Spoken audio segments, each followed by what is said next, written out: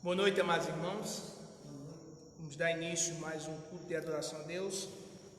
Agradecer a Deus pela oportunidade de trazer-nos até aqui, dos amados irmãos que nos acompanham via Facebook, bem como os demais amigos que também estão assistindo. Que Deus esteja abençoando cada um de vocês, dando entendimento para poderem compreender o que Deus tem para cada um de nós. Possam ouvir a palavra, possam utilizar suas Bíblias para fazer uma confrontação com as palavras que serão lidas durante a noite de hoje. E inicialmente convido o irmão Francisco Rosa, que está trazendo um hino congregacional para louvor.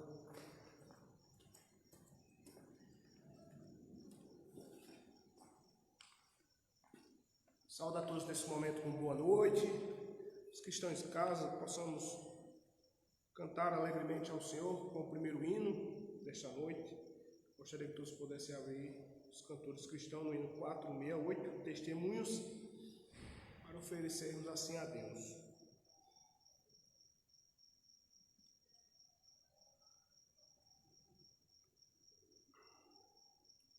Louvemos assim. Eia, crente destemidos, da verdade convencido, para a luta percebido, no combate entrai. Eis que surgem aleivosos erros grandes, perniciosos, neste tempos perigosos, vossa fé mostrai. O dever nos chama, vosso Deus proclama, a santa lei de Cristo Rei, que vosso ardor reclama. Confessai, pois, resolutos, fervorosos, incorruptos, e com lábios impolutos, Deus, verdade e fé. Vós por Cristo libertados, não sejais escravizados, os direitos alcançados, firme conservai. Salvação por homens dada, paz fingida, paz comprada, lei de Deus falsificada, tudo rejeitai. Lei de Deus não muda, o Senhor ajuda ao que a cumprir sem desistir, em seu preceito estuda. Avançai, pois, exultando, sempre em Cristo confiando, vosso testemunho dando, Deus, verdade e fé. Amém. Amém. Que Deus esteja abençoando o irmão Francisco Rosa. De fato, como diz o hino, a lei de Deus não muda. A palavra de Deus é imutável. A palavra de Deus é única.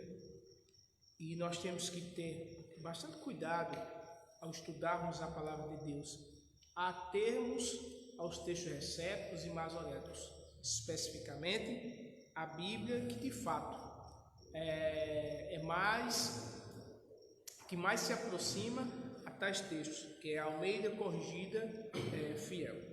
Convido agora os amados para abrirem vossas Bíblias para a primeira Epístola Universal de João, capítulo 4, verso 7 em diante. Primeira Epístola Universal de João, capítulo 4, verso 7 em diante. E convido os amados, os quais têm suas Bíblias, que possam fazer uso das mesmas e assim acompanharmos com a leitura o texto que vamos ler. E que possam ter essa compreensão e fazer a confrontação com o que se é lido aqui na igreja e com o que se tem na sua Bíblia. E de fato poder compreender a mensagem de Deus, tudo que Deus fala para cada um de nós, os textos, repito, como falamos inicialmente, nos textos recépticos e masoréticos. Diz assim, amados, a palavra de Deus: amados, amemo-nos uns aos outros, porque o amor é de Deus. E qualquer que ama é nascido de Deus e conhece a Deus. Aquele que não ama não conhece a Deus, porque Deus é amor. Nisto se manifestou o amor de Deus para conosco, que Deus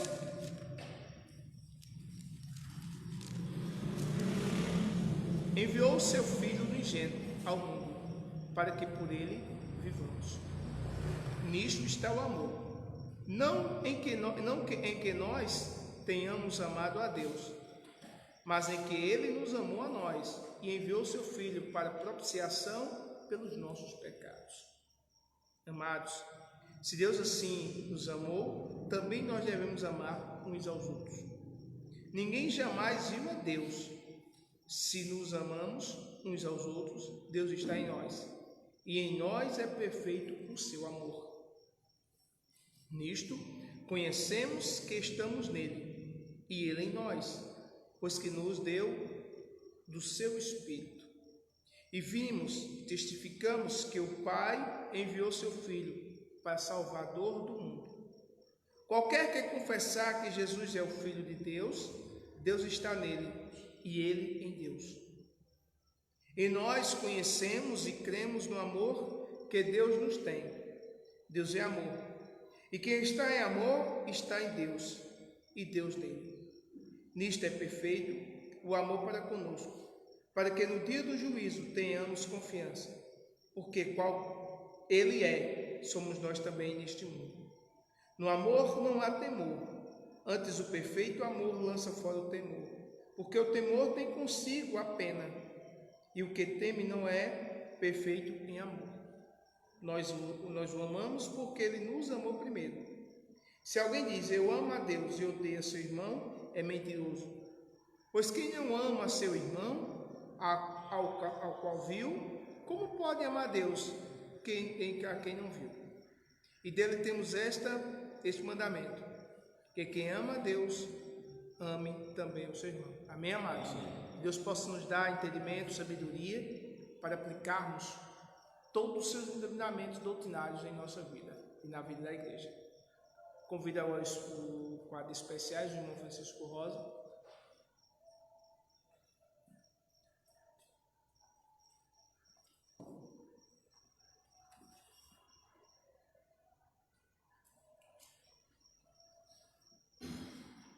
Amados ouvintes, trarei a Deus o sacrifício de louvor, hino 300 do nosso cantor cristão, tudo por Cristo.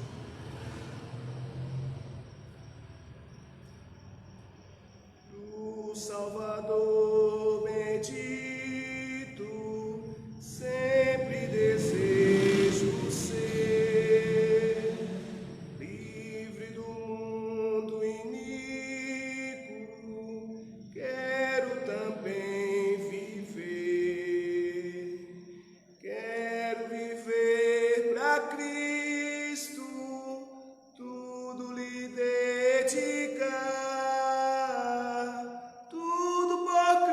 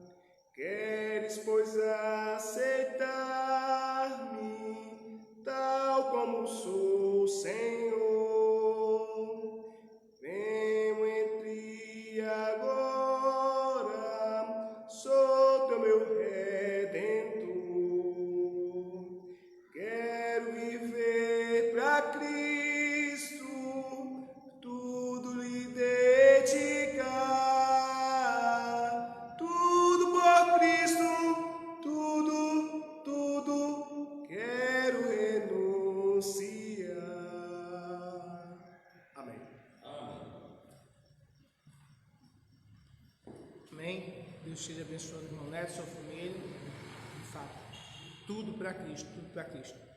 Convido agora Samuel, que está trazendo uma porção da palavra de Deus. Boa noite, amados irmãos.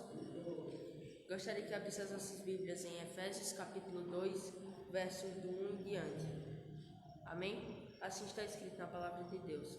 E vos vivificou tanto vós mortos em ofensas e pecados, em que noutro tempo andastes, segundo o curso deste mundo, segundo o príncipe das potestades do ar, do Espírito, que agora opera nos filhos da desobediência, entre os quais todos nós também antes andávamos, nos desejos da nossa carne, fazendo a vontade da carne e dos pensamentos, e éramos por natureza filhos da ira, como os outros também. Amém?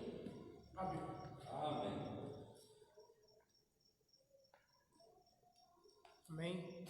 Dando continuidade ao nosso culto, convidando novamente o irmão Francisco, que está trazendo um hino de louvor.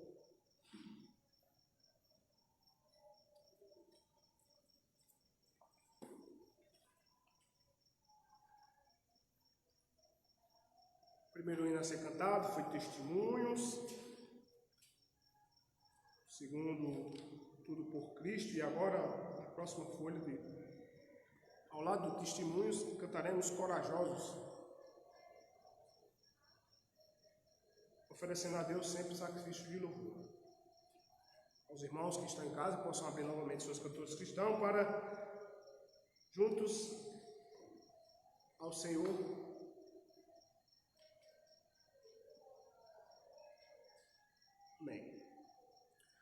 um pendão real vos entregou o rei, a vós soldados seus, corajosos, pois de tudo defendei, marchando para os céus, com valor, sem temor, por Cristo prontos a sofrer, bem apeguei o seu pendão, firme sempre até morrer.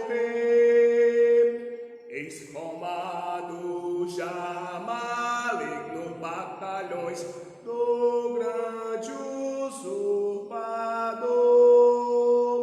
revelai-vos hoje, bravos campeões, avante sem temor, com valor, sem temor, por Cristo prontos a sofrer, bem apeguei o seu pendão, firme sempre até morrer.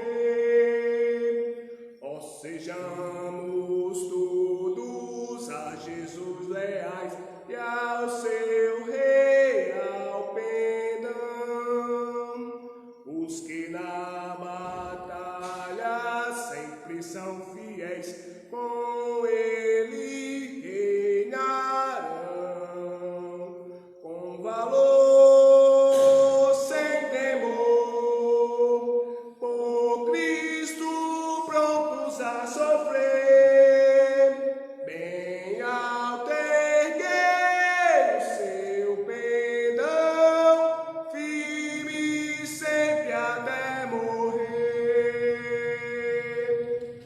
Amém. Amém. Que Deus esteja abençoando cada um dos amados que se encontram em vossas casas, aos irmãos aqui que se encontram, os apoiadores que se comprometeram a estarmos aqui para auxiliarmos na transmissão do culto. Que cada um dos amados irmãos possam buscar em Deus entendimento, sabedoria e orarmos uns pelos outros. Que Deus possa estar abençoando, protegendo e guiando cada um de nós. Oportunidade, convido o pastor Nísio, está trazendo uma mensagem na noite de hoje. Que Deus possa abençoar cada um dos amados.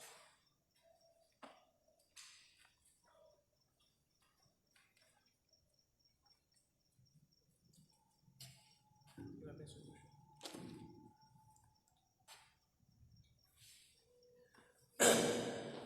Boa noite, amados irmãos e amigos. É uma alegria estarmos reunidos, juntos,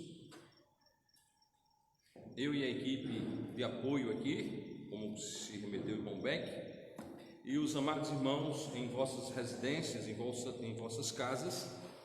Nesse momento, eu tenho uma história já enquanto crente em Jesus Cristo, enquanto membro da Igreja de Cristo desde o meio do ano de 1990, e nós nunca tivemos uma fase de proibição do ajuntamento para a adoração a Deus. Isso é uma situação extremamente complexa, mas nós estamos orando a Deus, e eu particularmente tenho crido e tenho dito que as coisas serão diferentes e que Deus vai operar em prol da nossa nação. Eu tenho pedido oração aos irmãos que oremos por nossa pátria, essa pátria amada, muito amada, não é? Não temos idolatria pela pátria, como há uma sugestão no hino. Então, para mim, a pátria não é idolatrada, mas ela é minha pátria amada, muito amada.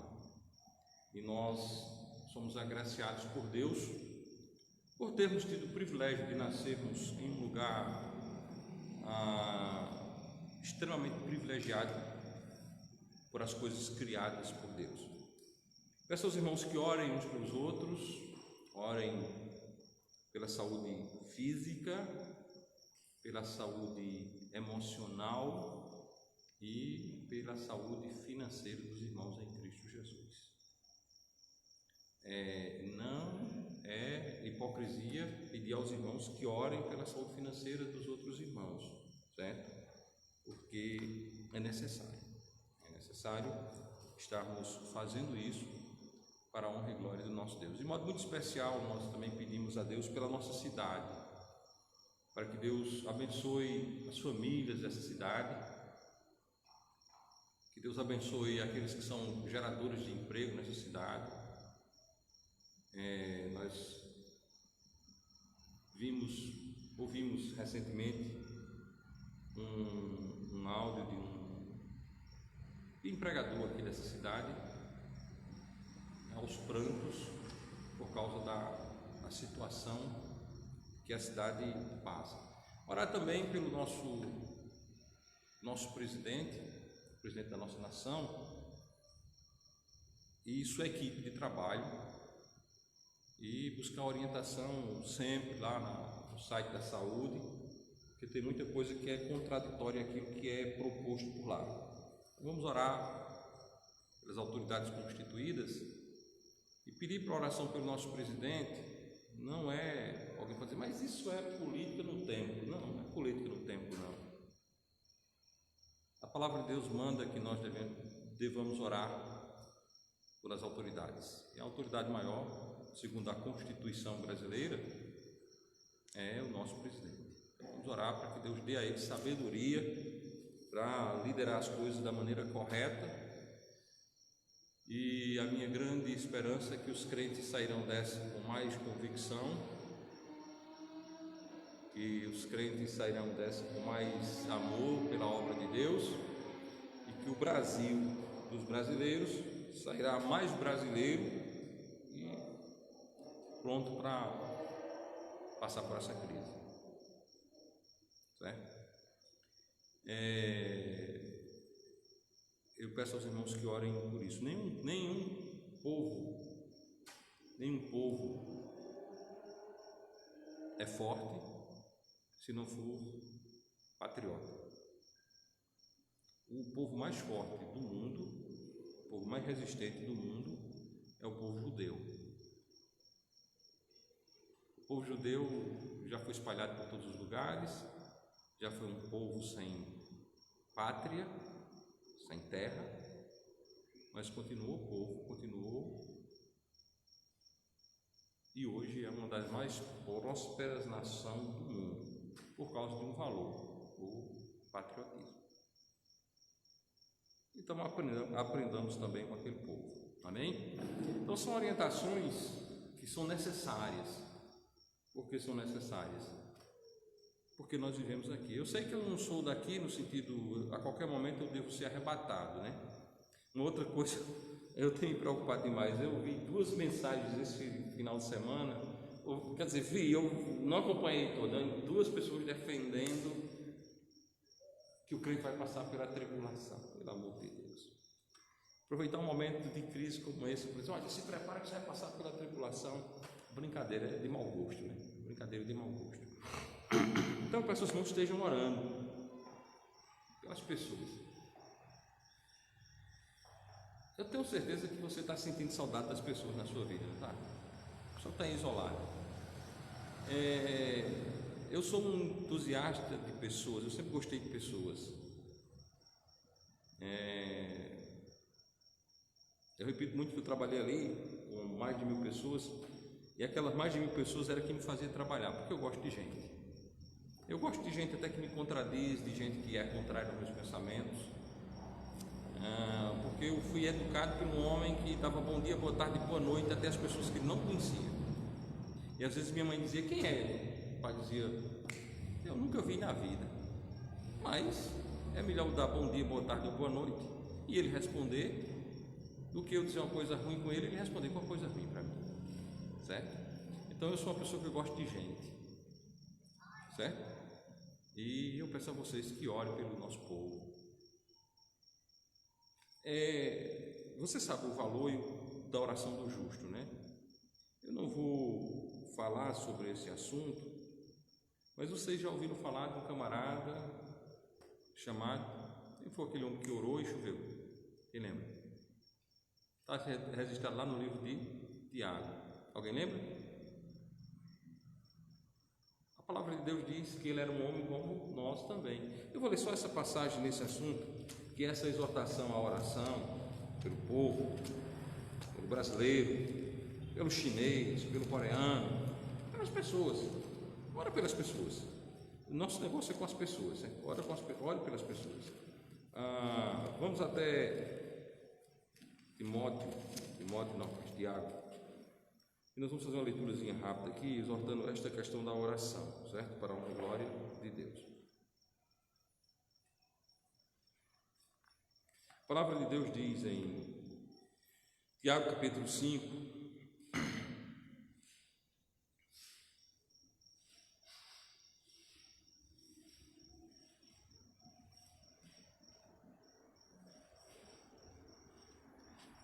diz o seguinte, versículos 15 até o versículo 18.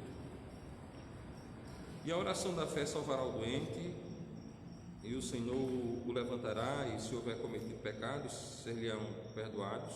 Confessai as vossas culpas uns aos outros, e orai uns pelos outros, para que sareis. A oração do justo pode muito em seus efeitos. Essa é a frase, essa é a expressão. A oração do justo pode muito em seus efeitos. Elias era homem sujeito às mesmas paixões que nós, e orando pediu que não chovesse, e por 3 anos e 6 meses não choveu sobre a terra. E orou outra vez, e o céu deu chuva, e a terra produziu o seu fruto. Bom, mas a verdade eterna, que eu quero que fique gravada em seu coração, em sua mente, é esta: a oração do justo pode muito em seus efeitos. Amém? Você tem orado pelo seu país, tem orado pelos seus conterrâneos, tem orado pelo mundo, tem pedido Deus salva vidas, salva almas e salva vidas.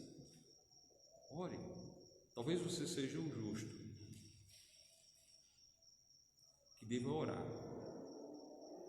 para que Deus cuide da sua criação. Para que Deus cuide da sua criação. E que Deus salve pessoas da sua criação. Amém? Grave esta parte do versículo 16 do capítulo 5 de Timóteo. A oração do justo pode muito em seus efeitos. Amém? Agora, como deve ser feita essa oração? Entra lá no teu quarto e ora a Deus. Não precisa publicar no Facebook, estou orando, né? E para os de casa, nós temos, mais uma vez eu quero pedir aos irmãos que orem pela vida do nosso irmão Eliseu, que se encontra nesse momento internado em observação na UPA lá no Juazeiro do Ceará, onde mesmo foi diagnosticado com dengue. Que Deus esteja cuidando dele nesse sentido, amém? E os demais, porque as demais pessoas que estão no mundo afora com essa doença chamada dengue também, né? Irmãos, nós queremos convidá-los para abrirem as nossas Bíblias para a Epístola de Paulo aos Romanos. Epístola de Paulo aos Romanos, por favor.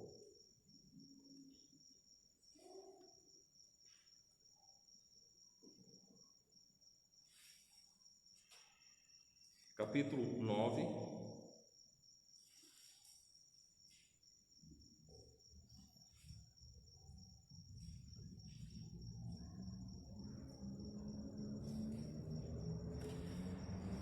Epístola de Paulo aos Romanos, capítulo 9, versículos 30 a 33, amém? Todos encontraram? Em casa todo mundo encontrou? Ok. Então vamos à leitura da palavra de Deus. A Bíblia na língua portuguesa, né? Nós temos uma cópia da Bíblia perfeita, palavra de Deus preservada. O irmão Beck falou muito bem de onde ela vem de que texto? Dos textos? Alguém lembra aí qual foi o texto que o irmão Beck disse?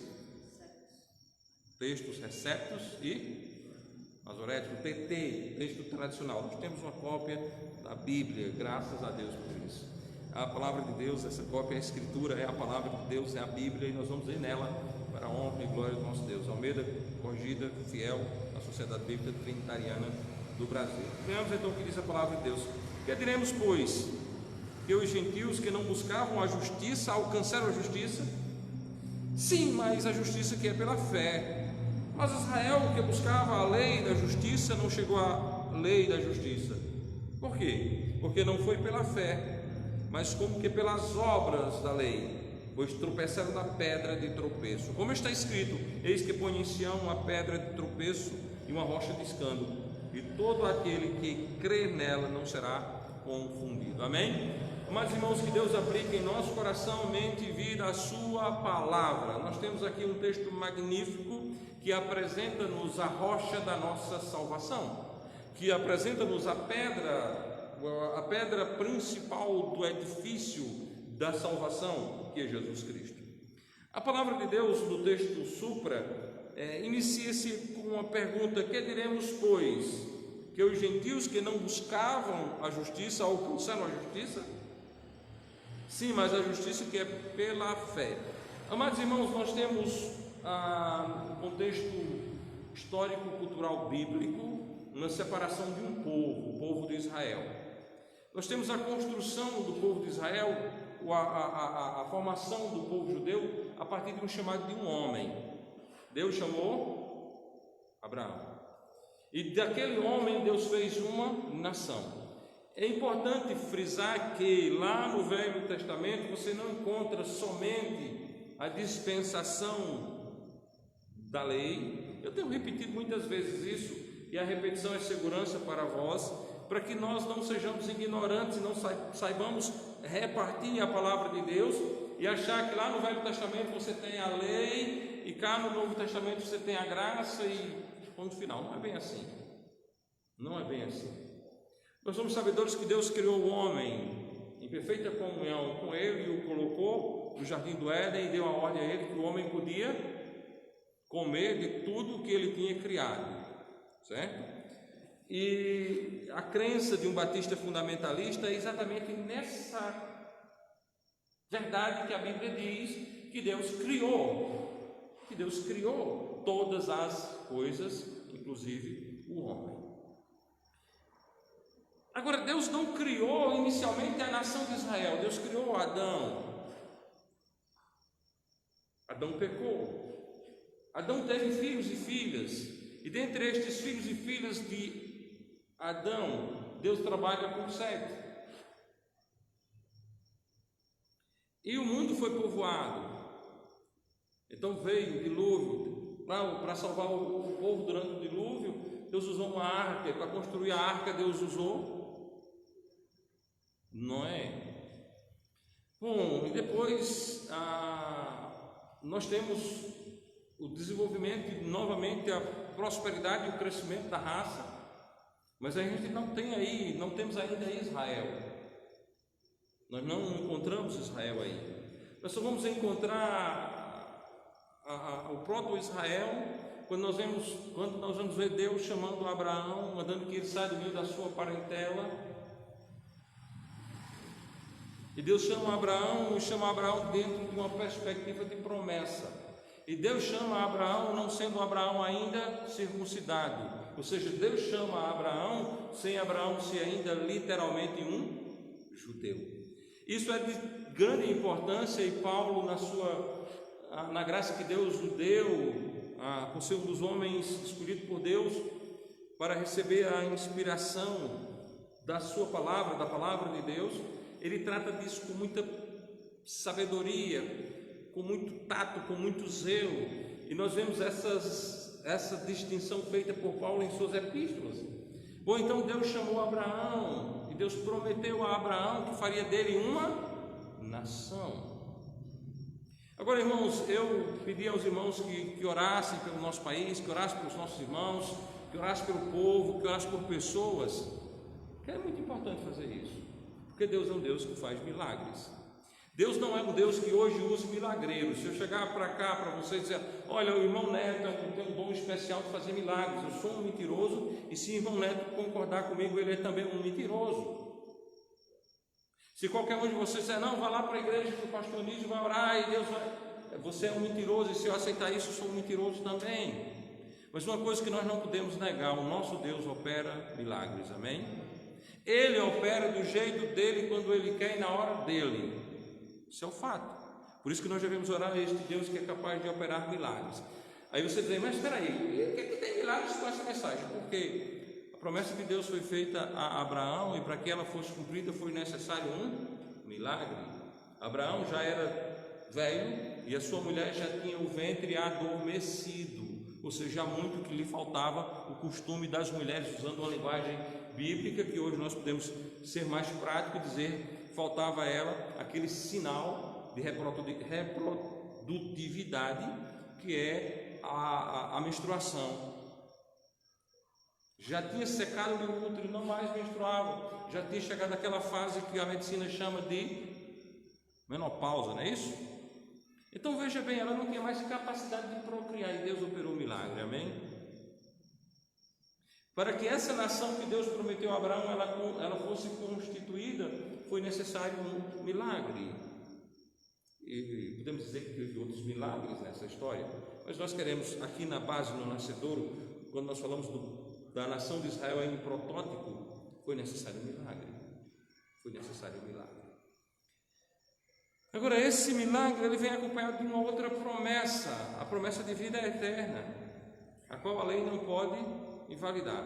Nós estamos falando de um período de promessa feito por Deus, que a lei só foi dada 430 anos depois. Nós, o país Brasil, passamos a ser povoado em 1521 por europeus. Já havia os nativos, certo? E nós não podemos precisar exatamente quanto tempo os nativos já aqui estavam.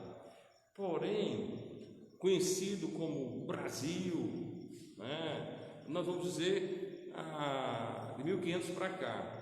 Não dá tanto tempo assim, não é? Quanto tempo está isso? 1500 para cá?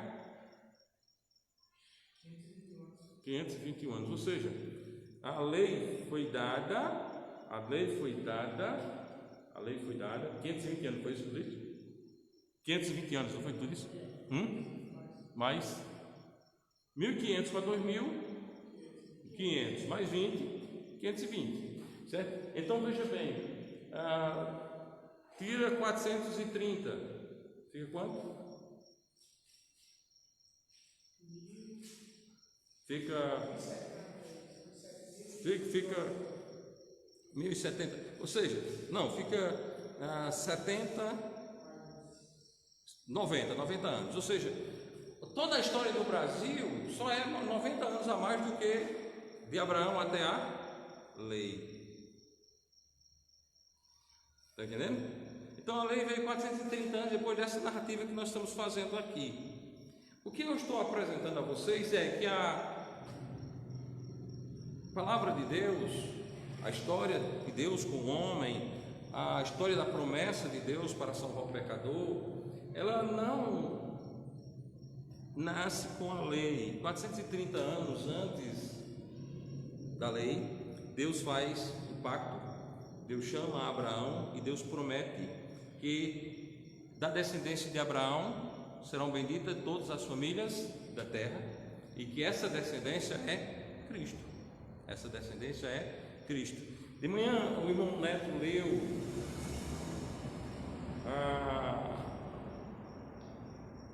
Cristo falando aos judeus e os judeus se contrapondo à fala de Cristo, e Cristo diz: antes de Abraão eu sou. Antes de Abraão eu sou. E os judeus replicam: não tens ainda 50 anos? Antes de Abraão eu sou. É de suma importância, irmãos, que você leia a Bíblia, que você entenda a Bíblia, que você perceba Cristo em todas as páginas da Bíblia. Bom, Deus salva Abraão, Abraão não sendo ainda um judeu. O judeu achava que a salvação era tão somente dele. E aí a palavra de Deus diz: que diremos, pois, que os gentios que não buscavam a justiça alcançaram a justiça. Sim, é verdade, os judeus não buscavam a justiça. Aliás, é verdade, os gentios não buscavam a justiça. Nós não podemos dizer que gentio algum estava esperando Cristo. Qual era o gentio que estava esperando Cristo? Todos os judeus, todos os gentios estavam vendidos à devoção aos seus ídolos. Se você é um leitor do Novo Testamento, se você lê o livro de Atos, se você já leu as epístolas de Paulo, você vai perceber que em cada uma daquelas cidades havia uma devoção a um ou mais ídolos, certo? A um ou mais ídolos. Eles tinham os deuses. Um caso bem notório no livro de Atos, que é Paulo na Grécia, na cidade de Atenas, né? Ele encontra vários altares e ele chega a uma dedução lógica e rápida de que eles eram um povo religioso. Um povo religioso. Então, os gentios não estavam buscando a Deus. Os judeus, sim, eles eram instruídos a buscarem a Deus. Estava escrito na lei e nos profetas que o Messias viria. Já lá no Gênesis, no capítulo 3, acho chamado proto-evangelho, quando Deus faz a promessa que o descendente da mulher iria esmagar a cabeça da serpente. E então você tem no Velho Testamento toda uma descrição, não só na lei, mas toda uma descrição de Cristo. Na lei, nos profetas, você tem no livro de Isaías um retrato claro de Cristo, você tem nos Salmos retratos claríssimos de Cristo, você tem no conteúdo simbólico da lei todo um retrato de Cristo, você tem no sacrifício que agrada a Deus com o derramamento de sangue um retrato de Cristo. Os judeus, sim, eles tinham instruções claras, tanto em sua cultura e principalmente por meio das palavras de Deus que estavam em sua mão. Eles esperavam o Messias. Agora, recente, dias atrás, motivado por esta onda de pandemia, um grupo de rabinos em Israel disseram: o Messias está próximo. E aí teve uma grande crentalhada que começaram a bater palmas: o Messias vai vir. Mas quando um judeu fala no Messias, ele fala no Messias que já veio e já morreu, e eles não perceberam. Eles estão esperando o Cristo pós-João. Eles estão esperando o Cristo. Quando nós lemos a fala de João o Batista, nós percebemos que ele fala de alguém, e ele fala de Cristo. Ele fala do Messias, e os judeus estão esperando aquele Messias. Ou seja, os judeus estão esperando a vinda ainda de João o Batista ou do Elias, para que prepare o caminho para a vinda então do Messias. Ou seja, eles estão atrasados, eles não entenderam, certo? E aí a Santa Palavra de Deus diz que veio para o que era seu, e os seus não o receberam. Evangelho de João, capítulo 1. Só para mostrar aos amados irmãos que, de fato, os gentios não buscavam, mas os judeus tinham todo um aparato bíblico para encontrarem Cristo. A Bíblia diz: veio para o que era seu e os seus não o receberam. Jesus veio para o que era seu e os seus não o receberam. Ainda no Evangelho de João, capítulo 5, versículo 39, examinai as Escrituras, porque vós cuidais ter nelas a vida eterna, e são elas quem de mim testificam. Ou seja, Jesus está falando novamente aos judeus: examinai as Escrituras, porque vós cuidais ter nelas a vida eterna, e são elas quem de mim testificam. A palavra de Deus testifica de Jesus, a Bíblia testifica de Jesus. Então os judeus que deveriam crer, que deveriam buscar essa justiça, não alcançaram. Bom, mostrando a perspectiva do lado dos judeus, vamos olhar agora os gentios que não esperavam, certo? Vamos então para Efésios, Epístola de Paulo aos Efésios, talvez no texto mais notório, mais conhecido, que encontra-se no capítulo 2, certo? No versículos 2 e 3, onde o título está: em que no outro tempo andastes. Paulo está escrevendo essa carta a quem? A quem Paulo está escrevendo essa carta? A Epístola de Paulo aos Efésios é escrita para quem? É para a cidade de Éfeso ou para os crentes biblicamente batizados, crentes bíblicos e biblicamente batizados, portanto batistas? Paulo estava escrevendo a carta para esse povo. Paulo não estava escrevendo uma carta para a cidade. Paulo estava escrevendo uma carta para os crentes salvos por Cristo, biblicamente batizados e membrados da Igreja de Cristo, residente naquela cidade, certo? Agora, a cidade de Éfeso é uma cidade que faz parte do território israelita ou é uma cidade dos gentios? Obviamente nós estamos falando de uma cidade grega, certo? De onde havia uma importante religião dedicada a uma deusa chamada Diana, certo? E aí Paulo fala desse povo. As pessoas confundem muito. Quando aqui no Brasil há um preconceito ainda muito grande contra crente, as pessoas pensam que crente é burro, que a Bíblia é um livro de gente analfabeta. Para vocês perceberem, Paulo aqui dá uma aula de antropologia. Paulo diz: em que no outro tempo andaste segundo o curso deste mundo, segundo o príncipe das potestades do ar do espírito que agora opera nos filhos da desobediência, entre os quais todos nós também antes andávamos nos desejos da carne, nos desejos da nossa carne, fazendo a vontade da carne e dos pensamentos, e éramos por natureza filhos da ira, como os outros também. Ou seja, nós viemos daí, nós viemos desse mundo. Essa é a característica de onde vocês vieram. Então, os gentios que andavam segundo o curso do mundo, que andavam conforme o príncipe das potestades do ar, do espírito que agora opera nos filhos da desobediência, entre os quais todos aqueles crentes andavam nos desejos da carne, fazendo a vontade da carne e dos pensamentos, e éramos por natureza filhos da ira como os outros também. Isso é o gentio. Isso é o retrato falado de quem eram os gentios. E aí a palavra de Deus diz que os gentios que não buscavam. Que diremos, pois, que os gentios que não buscavam a justiça alcançaram a justiça? Sim, de fato, os gentios não buscavam justiça nenhuma. Como nós vimos, os judeus estavam preparados para receber Cristo. Cristo diz com muita clareza: examinar as Escrituras. Eles tinham as Escrituras. Cristo diz das Escrituras que eles tinham, que aquelas Escrituras é a verdade. Está tudo lá. Agora os gentios não, os gentios estavam em outro patamar, certo? Os gentios estavam distantes da salvação. Os gentios não tinham aptidão para Deus, porque eles se viam a outros deuses. Eles se converteram dos ídolos a Deus. Ainda no capítulo 2, versículo 11, diz: portanto, lembrai-vos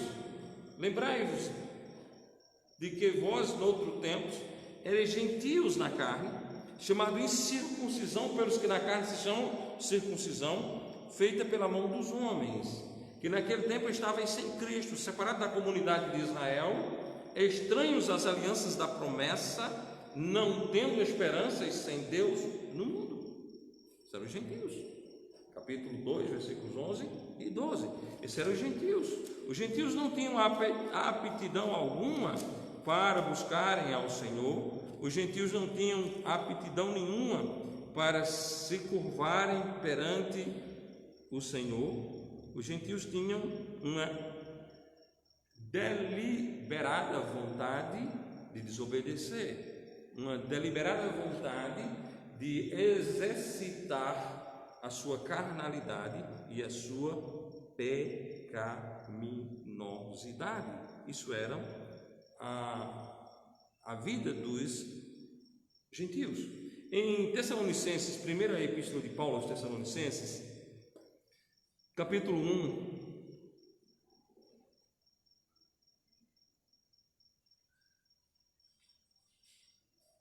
versículo 9. Porque eles mesmos anunciam de nós que a entrada que tivemos para convosco, e como dos ídolos vos convertestes a Deus, para servir ao Deus vivo e verdadeiro, e esperar dos céus o seu Filho, a quem ressuscitou dentre os mortos, a saber, Jesus Cristo, que nos livra da ira futura. Amém? Então veja bem, os gentios não tinham, os gentios não buscavam a Deus, os gentios não tinham a Bíblia, os gentios não sabiam nada sobre o Messias, os gentios eram ignorantes, os gentios eram cegos. Repetindo, quando nós falamos de Tessalonicenses, nós não falamos de uma cidade israelita, certo? Nós falamos de uma cidade em que a entrada do Evangelho foi complicada. Nós podemos ler a respeito dos bereanos, que os bereanos foram mais nobres do que os de Tessalônica. A primeira chegada dos apóstolos ali da pregação da palavra de Deus não foi bem aceita por aquele grupo de pessoas, mas houve pessoas salvas. E ali nós tivemos uma igreja de Cristo, uma igreja forte, para a honra e glória do nosso bom Deus. De onde essa igreja veio? Do meio dos gentios. Então a pergunta que Paulo propõe, a Bíblia responde: que teremos, pois, que os gentios que não buscavam a justiça alcançaram a justiça? Sim, eles alcançaram a justiça que é pela fé. Amados irmãos, a justiça dos gentios é a justiça perfeita de Cristo, que é a justiça que vem pela fé. Com uma aguinha?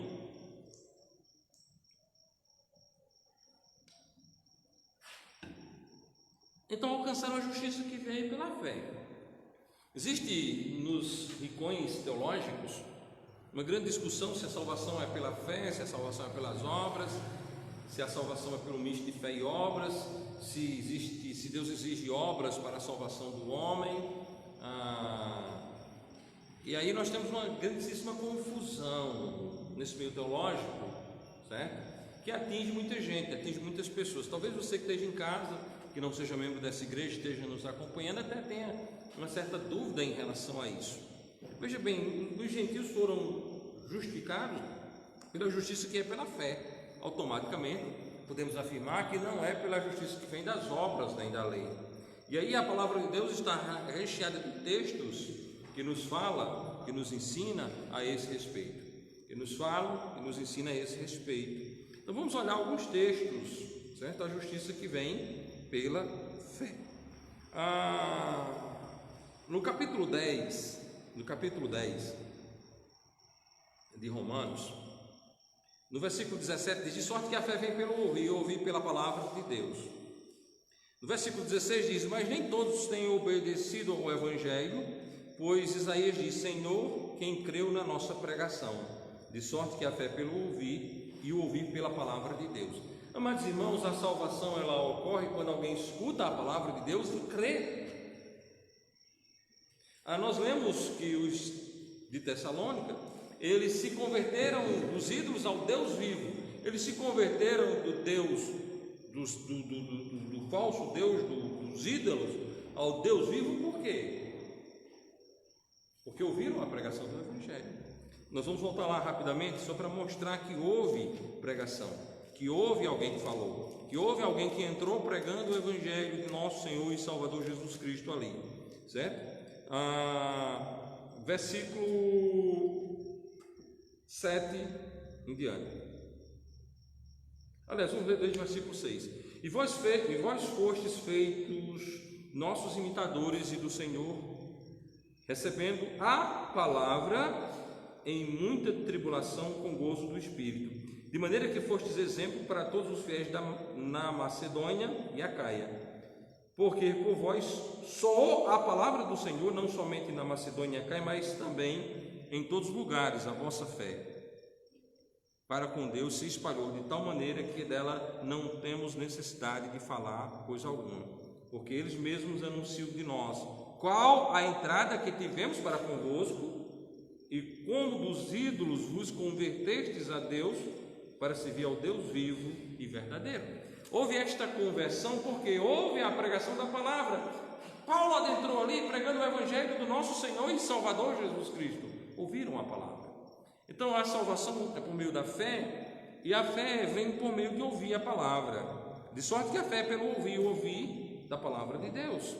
Mas nem todos têm obedecido ao Evangelho, pois Isaías diz: Senhor, quem creu na nossa pregação, de sorte que a fé é pelo ouvir, e ouvir pela palavra de Deus. Os gentios foram salvos pela justiça que vem da fé, porque eles creram na pessoa bendita do nosso Senhor e Salvador Jesus Cristo. É de suma importância que as pessoas entendam. Eu tenho repetido isso inúmeras vezes, eu não sei quantas vezes eu repeti isso, talvez só Deus saiba quantas vezes eu tenho repetido isso. Nós não cremos em um sistema, nós cremos em uma pessoa, nós cremos na pessoa de Cristo. É de suma importância que você que é batista entenda isso. Nós não cremos numa religião, nós não cremos num sistema, não cremos numa religião, não cremos numa igreja, nós cremos numa pessoa, na pessoa de Jesus Cristo. A nossa fé ela não se enquadra com uma fé religiosa, nossa fé não se compara, não se estabelece, não bate com um culto religioso. A nossa fé é em uma pessoa, na pessoa de Jesus Cristo. Toda a minha fé, toda a minha esperança reside em Jesus Cristo. Nós não precisamos de sacerdotes, nós não precisamos de pastores, nós não precisamos absolutamente de nada para nos salvar, nós precisamos apenas de Jesus Cristo, certo? A nossa reunião tem o propósito de adoração a Deus, o pastor tem a função de pregar a palavra de Deus, de ensinar, mas absolutamente nada tem a ver com a salvação. A salvação é exclusividade do nosso Senhor e Salvador Jesus Cristo, amém? Cristo, somente Cristo. Então, por que os gentios alcançaram a justiça que é pela fé? Porque eles receberam a Jesus como Salvador pessoal. Todos os gentios não.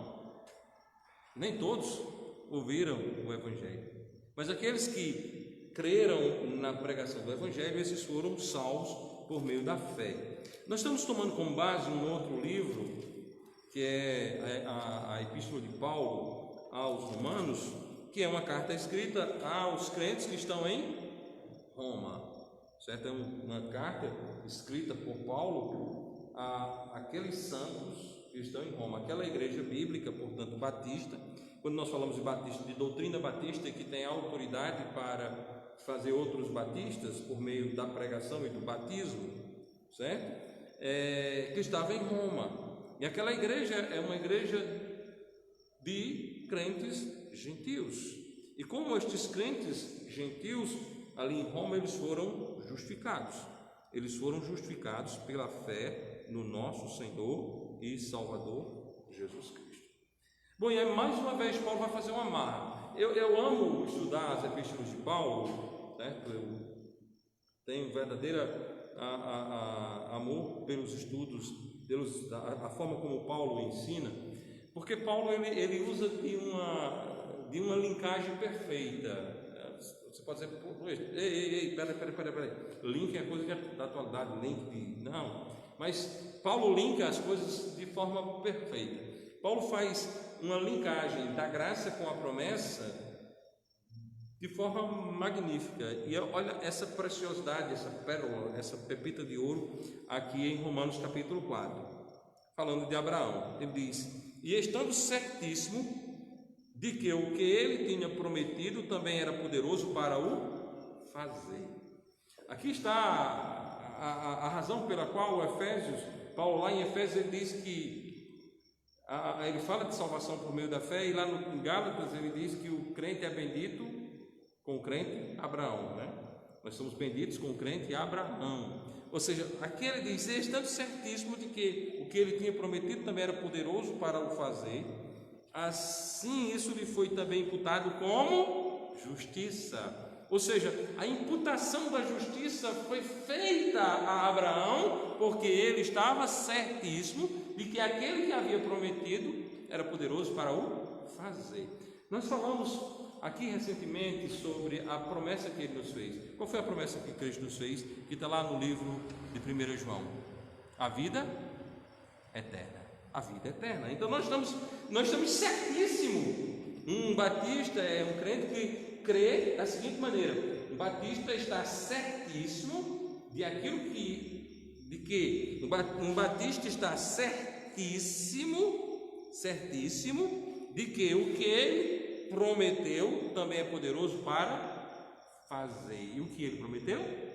A vida eterna. Amém? Quem opera a nossa vida eterna?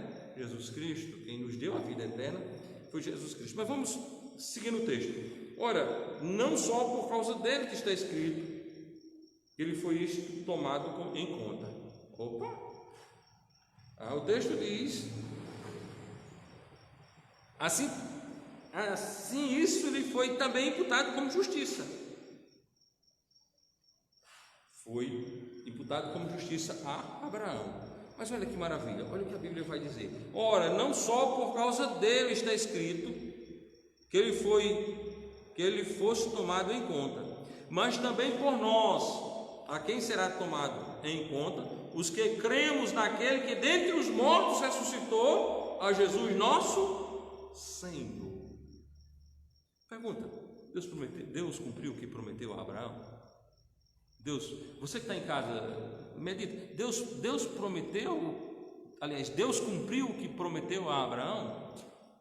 Cumpriu. Promessa cumprida. Promessa cumprida. E aí veja bem, mas também por nós aqui será tomado em conta. Se o quê? Vai ser tomado em conta aos gentios aos que cremos naquele que dentre os mortos ressuscitou, a Jesus nosso Senhor, o qual por nossos pecados foi entregue e ressuscitou para nossa justificação. Amados irmãos, os judeus buscavam um tipo de salvação que é por meio da lei. Os gentios não buscavam nada. Mas a palavra de Deus diz: porque Deus amou o mundo de tal maneira que deu o seu Filho unigênito, para que todo aquele que nele crê não pereça, mas tenha a vida eterna. A palavra de Deus diz: mas Deus prova o seu amor para conosco, em que Cristo morreu por nós, sendo nós ainda pecadores. Amados irmãos, Deus salva pecadores, amém? Deus salva pecadores, Deus salva pecadores, e nós somos gratos a Ele por salvar pecadores. Nós somos gratos a Deus por Ele ser salvador dos pecadores, porque Ele nos salvou. Eu quero também deixar, é um texto muito conhecido da igreja, mas eu quero usá-lo agora, mais uma vez, que é o capítulo 5, versículo 1, que diz: tendo sido, pois, justificados pela fé, temos paz com Deus por nosso Senhor Jesus Cristo.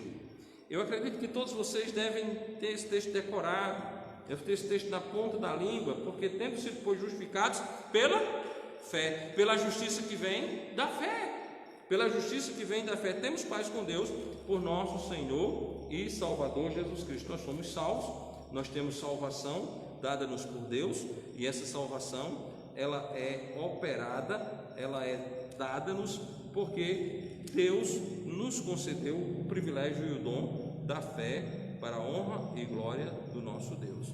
Ainda no capítulo 5 de Romanos, nós encontramos no versículo 17: porque se pela ofensa de um só a morte reinou, por esse, muito mais os que recebem a abundância da graça e do dom da justiça reinarão em vida por um só, Jesus Cristo. Então nós recebemos de Deus, irmãos, o dom da justiça. Nós recebemos de Deus o dom da justiça. E Davi clama em favor desta doutrina, da salvação por meio da fé, quando no capítulo 4 Paulo vai lá no Velho Testamento, faz uma linkagem novamente das verdades reveladas no Novo Testamento, com aquilo que está lá no Velho Testamento, e ele cita Davi da seguinte maneira: assim também Davi declara, capítulo 4, versículo 6, assim também Davi declara: bem-aventurado o homem a quem Deus imputa a justiça, sem as obras da lei. Em quem Deus imputa a justiça sem as obras da lei. Deus imputa a justiça, irmãos, sem as obras da lei. Deus nos imputou a justiça sem as obras da lei. A salvação por meio da fé. Mas Israel, que buscava a lei da justiça, não chegou à lei da justiça. Israel buscava uma justificação por meio da lei, e nenhuma carne será justificada diante dele por causa da lei. A lei é incapaz de salvar. A lei é incapaz de dar vida, a lei é incapaz de gerar benefício salvífico. Nós hoje pela manhã, estamos com a série de estudo na Escola Bíblica Dominical. Até lembrar aos amados que não esqueçam de acompanhar. Nós estamos dando um assunto muito importante, que é como educar os filhos, segundo a palavra de Deus, segundo a Bíblia, e nós hoje falamos sobre o coração. E falando sobre o coração, chegamos até o capítulo 3 da Epístola de Paulo aos Romanos, para mostrar o que está cheio o coração do homem. E nessa leitura que foi feita, nós passamos pelo capítulo 3, versículo 20, que diz: porque nenhuma carne será justificada diante dele pelas obras da lei, porque pela lei vem o conhecimento do pecado. Então os judeus, eles buscavam uma justificativa por meio da lei, mas pela lei vem o conhecimento do pecado. Pela lei o homem conhece que é pecador, pela lei o homem conhece que é um miserável pecador, pela lei o homem conhece que está indo para o inferno. Paulo diz isso em capítulo 7, versículo 7, que diremos, pois, a lei pecado? De modo nenhum, mas eu não conheci o pecado senão pela lei, porque eu não conheceria a concupiscência se a lei não dissesse, não cobiçarás. Mas o pecado, tomando ocasião pelo mandamento, operou em mim toda a concupiscência, porquanto sem a lei estava morto o pecado. E em algum tempo vivia sem lei, mas vindo o mandamento, reviveu o pecado e eu morri. Então a lei prova que nós estamos mortos para Deus. A lei prova que nós estamos indo para o inferno, e nenhuma carne será justificada diante de Deus pelas obras da lei. Então, os judeus estavam errados. Por quê? Porque não foi pela fé. Porque os judeus não alcançaram a salvação. Porque os judeus não alcançaram a vida eterna. Veio para o que era seu e seus não o receberam. Por quê? Porque não foi pela fé, mas como que pelas obras da lei, pois tropeçaram na pedra de tropeço. Eles queriam a justificação segundo as obras, eles queriam uma justificação segundo a lei, e eles tropeçaram na pedra que é Cristo, a pedra de salvação. A palavra de Deus nos diz no Evangelho de João, capítulo 1, versículos 11 e 12: veio para o que era seu e seus não receberam, mas a todos quanto receberam, deu-lhes o poder de serem feitos filhos de Deus, aos que creem no seu nome. Os gentios não buscavam, mas ao ouvirem a pregação do Evangelho, creram em Cristo por meio da fé e por isso foram justificados. Os judeus não receberam, e então eles tropeçaram na pedra. Em que pedra? A pedra de tropeço, que é Cristo. Agora ainda é bom citarmos Atos capítulo 4, versículo 12, Atos dos Apóstolos capítulo 4, versículo 12, que diz: e em nenhum outro há salvação, porque também debaixo do céu nenhum outro nome há dado dentre os homens, pelo qual devamos ser salvos, certo? E imediatamente antes desse texto nós temos: ele é a pedra que foi rejeitada por vós os edificadores, o qual foi posta por cabeça de esquina, e em nenhum outro há salvação, porque também debaixo do céu nenhum outro nome é dado dentre os homens, pelo qual devamos ser salvos. Então, a única maneira do homem ser salvo é pela fé em Jesus Cristo. E então, os judeus tropeçaram na pedra de tropeço, porque está escrito: eis que eu ponho em Sião, a salvação vem dos judeus, uma pedra de tropeço e uma rocha de escândalo, e todo aquele que crê nela não será confundido. Todos aqueles que creem nessa rocha, nessa pedra que é Cristo, é uma pessoa salva para a honra e glória tão somente do nosso Deus. Toda pessoa que crê em Jesus como o único e todo suficiente Salvador é uma pessoa salva, e salva completamente por aquela pedra de esquina, que é o nosso Senhor Jesus Cristo. Por que os judeus não alcançaram? Porque rejeitaram a pedra que foi posta como pedra de esquina. Quem eram os judeus? Os edificadores. Eram eles, na dispensação da lei, eles tinham de cumprir a lei e ensinar sobre a vinda de Cristo. Eles não cumpriram a lei e negligenciaram a vinda de Cristo. O Messias veio e eles não viram. O Messias veio e eles quiseram apedrejar. O Messias veio e eles não receberam. O Messias veio e eles gritaram: crucificam, crucifica, crucifica, crucifica. Enquanto isso, os gentios que não esperavam, ouvindo a pregação do Evangelho,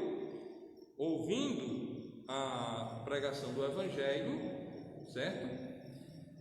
Que é loucura e escândalo, creram na pessoa de Cristo como o único e todo suficiente Salvador. Então, quem crê no Senhor e Salvador Jesus Cristo tem a vida eterna para a honra e glória de Deus.